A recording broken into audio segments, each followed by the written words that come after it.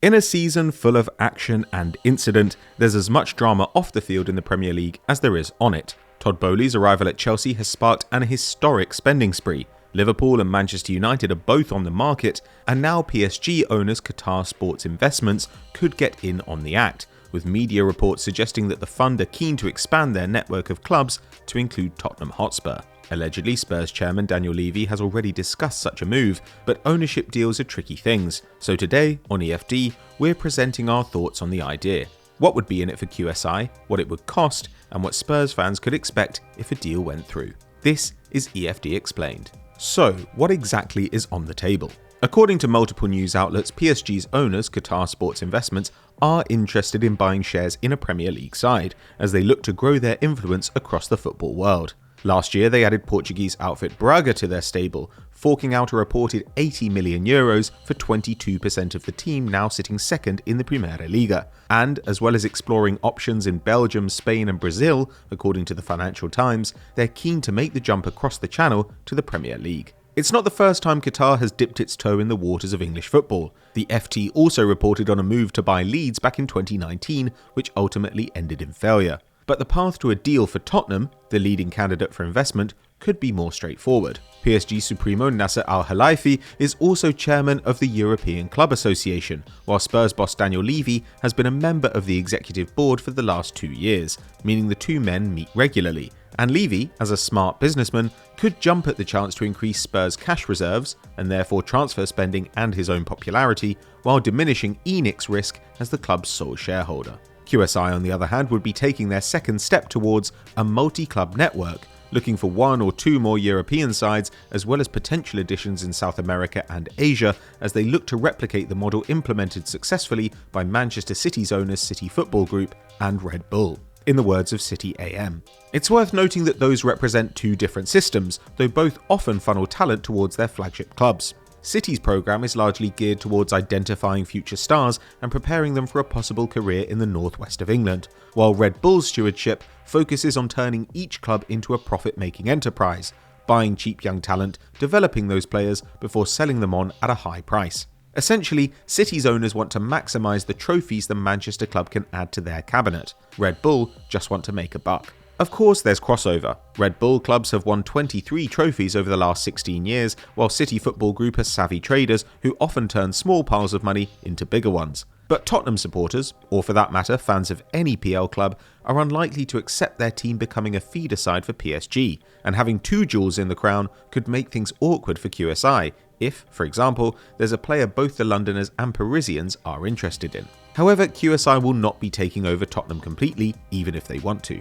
UEFA rules forbid teams with the same ownership from entering the same competition, so any stake in a Champions League club will have to be a minority one, meaning Levy and ENIC will retain control, though how big a say new investors would get is impossible to tell from the outside. But Qatari money has been in PSG since 2011, so why is all of this only happening now? The first and most obvious thing to note is the Qatar World Cup, a tournament which saw so much entertainment on the field that by its end many of the well-founded moral objections to the host country had been drowned out. A huge success for the Gulf nation, it had the added effect of showing them how weak football's governing institutions can be in the face of overwhelming wealth. Under 48 hours before the competition began, Qatar announced that beer would be banned from stadia, putting them firmly at odds with one of FIFA's chief sponsors, Budweiser. But they got their way and ran the tournament how they wanted. The lack of pushback and the presence of post-World Cup goodwill are encouraging signs. And in many other respects, it's a good time to invest. It seems that the European Super League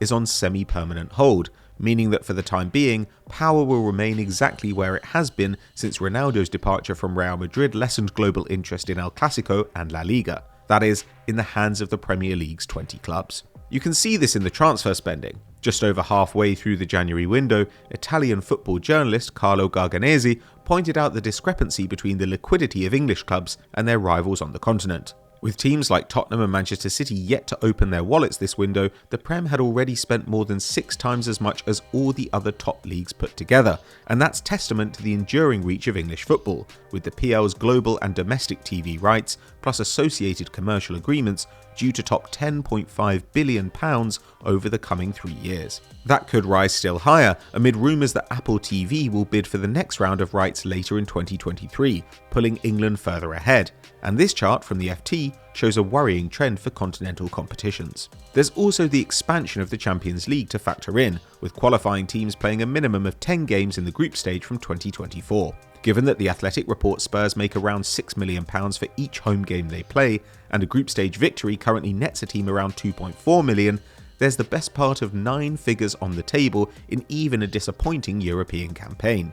And while PSG may never have won the UCL, their Qatari owners have usually done their best to equip the French giants to compete. It may also be that prices are slightly lower, with the pound weak against other currencies, many investors facing a COVID hangover, and with a host of other teams on the market. Liverpool and Manchester United are both willing to listen to offers for minority ownership or potentially more, and that means that for the first time in years, supply is higher than demand, perhaps allowing interested parties to drive down the ask for smaller clubs. And Spurs are in a unique situation. The team made a big bet on the final peak years of Heung-min Son and Harry Kane, keeping their superstar forwards instead of making huge sales in order to tilt at a major trophy. But even with the presence of a truly world-class coach, the club has disappointed, finding themselves mired in a top 4 battle this season, while rivals Arsenal catapulted themselves into title contention. That's placed Daniel Levy and ownership group ENIC under more scrutiny than ever before. And as we discussed over on FD, Spurs have failed to build an elite infrastructure to support the continued stability and development of the team. That's something an organisation like Qatar Sports Investments could help with. While their time at PSG has seen huge transfer spend, something Tottenham fans would no doubt welcome, it's also taken in off-field improvements. A new training centre is due for completion this year at the cost of €1/3 billion, and on the watch of QSI, the club has ramped up its scouting and analytics departments to take advantage of the wealth of talent Paris offers. Their arrival would no doubt also help clear the staggering debt accrued in the construction of the new Tottenham Hotspur Stadium, a reported £1 billion.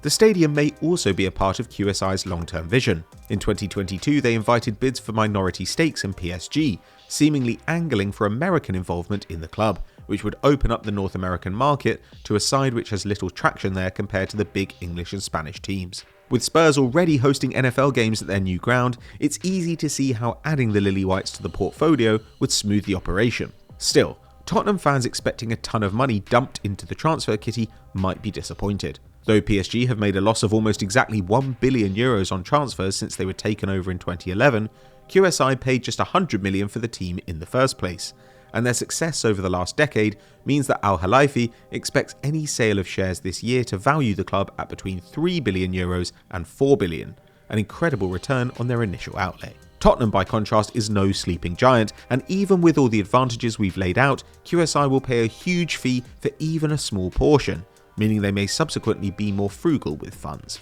Unless they manage to buy Real Madrid or Barcelona, those wishing to become major players in the global business of football are always going to have to reckon with the financial might of the Premier League. And after a period of success, up to a point, with PSG, it's understandable that Qatar Sports Investments want to take advantage of the current climate to get a foothold in the game's most lucrative competition. As we've seen, what it would cost and how it would work remain open questions. But with the Premier League judging the Public Investment Fund of Saudi Arabia as fit and proper owners for Newcastle, and somehow deeming it separate from Saudi's Crown Prince Mohammed bin Salman, the fund's chairman, it's clear that having a large enough bank balance can get you most places in the football world. A share of Spurs would open new doors for QSI and potentially help out the club too, as they seek to complete their rise from mid-table to true title challengers. If it goes through, it could permanently alter the complexion of the Premier League. So that's our take on QSI potentially buying a stake in Tottenham, but what do you think about new ownership for the club? Let us know in the comments below. If you've enjoyed this video, drop us a like and subscribe to the channel, hit the notification bell, and you'll never miss an upload. We'll see you next time.